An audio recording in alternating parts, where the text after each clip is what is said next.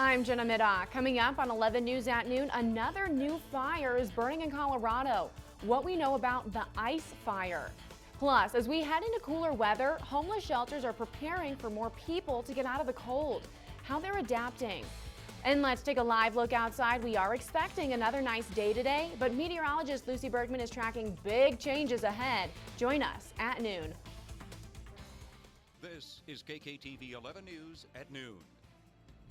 For the third time in 3 days, another new fire started burning in Colorado. The latest on the ice fire. Good afternoon and thanks for joining us. I'm Jenna Middaugh. We are starting with this 11 breaking weather alert. There's another new fire burning in the state, this time in southwestern Colorado. The ice fire is burning in San Juan National Forest near the Ice Lakes Trailhead. That's north of Durango. These are photos of the fire we got overnight. So far, it's burned about 320 acres. The fire started yesterday afternoon. Crews are still investigating the cause. We're also continuing to follow the Cameron Peak fire. Updated numbers this morning show the fire has grown to 205,000 acres. It's the largest wildfire in Colorado history, and firefighters don't expect to have it contained for weeks. The Colorado Springs crew that left to help that fire this weekend has been asked to stay longer through at least tomorrow night. Crews estimate the fire is now about half contained, and that containment number actually dropped from yesterday. Let's bring in meteorologist Lucy Bergman to explain why that happened. Lucy. Yeah, Jenna, so these fires grow. We'll check in soon. Thank you, Lucy.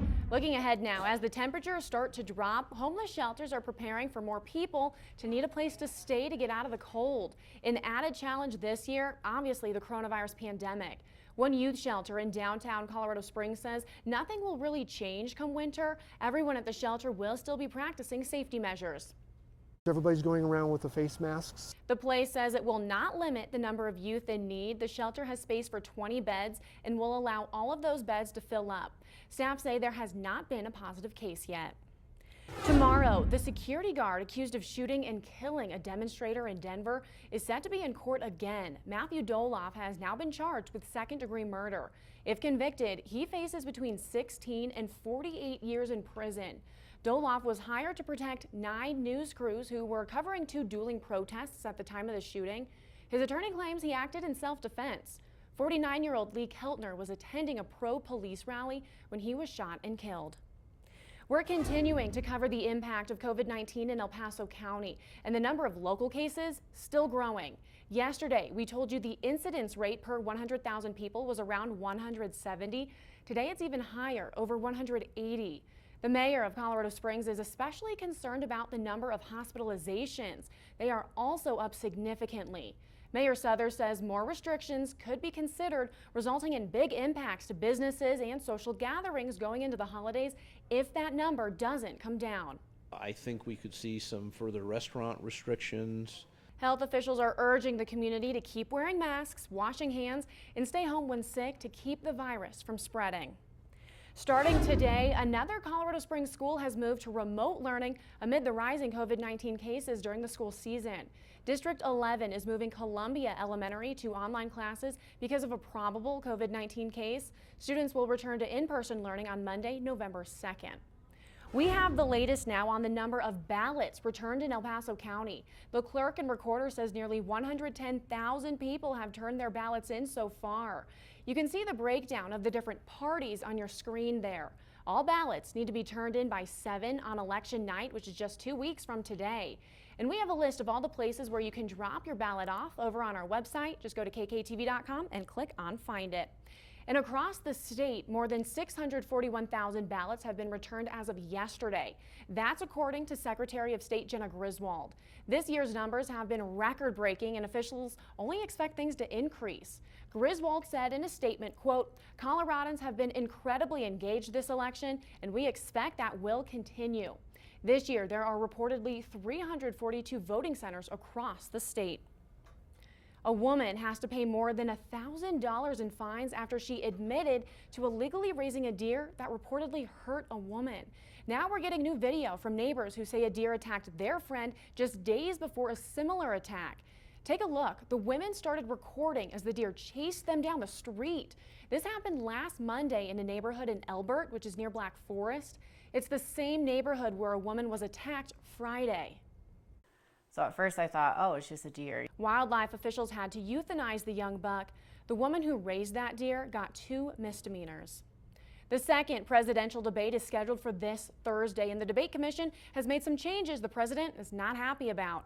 Coming up on 11 News at noon, what we can expect for this final debate.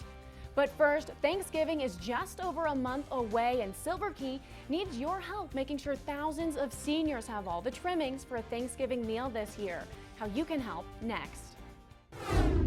Looking ahead now, it might be hard to believe, but Thanksgiving is just about a month away at this point, and local groups are collecting food to make sure everyone, especially the seniors in our community, have a memorable Thanksgiving meal this year. I'm joined now with Derek Wilson from Silver Key. Thank you so much for joining us, Derek. Thank you so much for having me. I appreciate it. So first, just start by telling us, what is Silver Key and what is the Bountiful Bags program?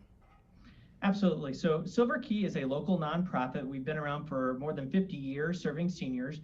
And I know Silver Key, like you said, has been helping the community for decades, 20 years with this program. But obviously this is the first time there's ever been a pandemic. So how has the coronavirus impacted Silver Key this year?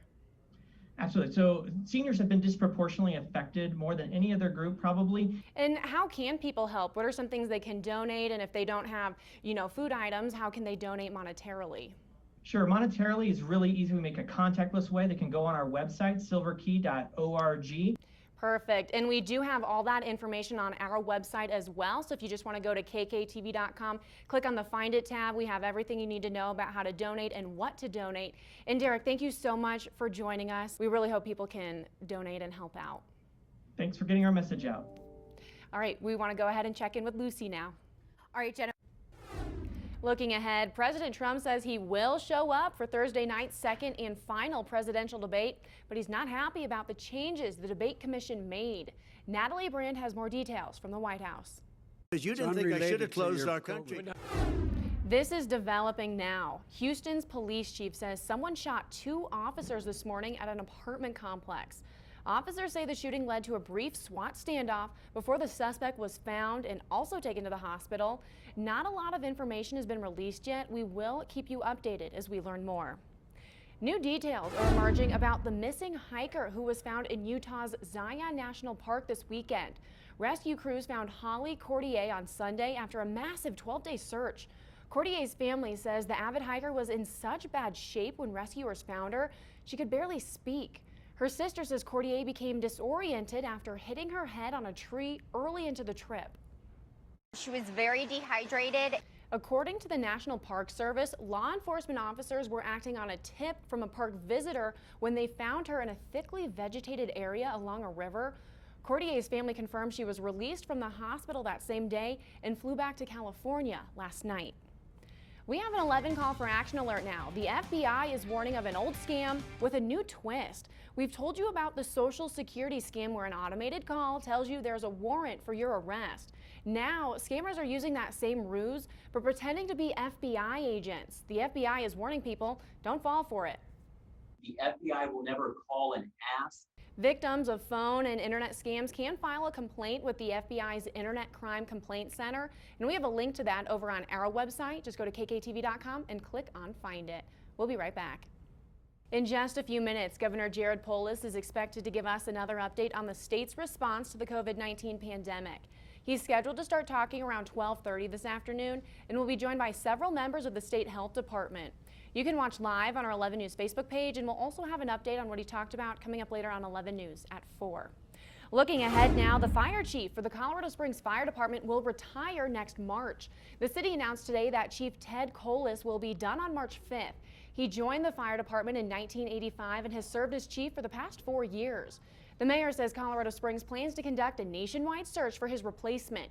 The city is expected to post the position and start the job search in mid-November. Tomorrow, if you have legal questions, you can call a lawyer for free. The El Paso County Bar Association and the Justice Center offer these clinics weekly. All you have to do is call the number you see there on your screen. Between 7 and 9 tomorrow night, the number is only active during that time, and you'll be able to talk with a lawyer one-on-one about any legal matter. Well, thank you so much for joining us. Remember, KKTV is your breaking news and weather leader. We're always online at KKTV.com and on Facebook. We'll see you back here for 11 News at 4.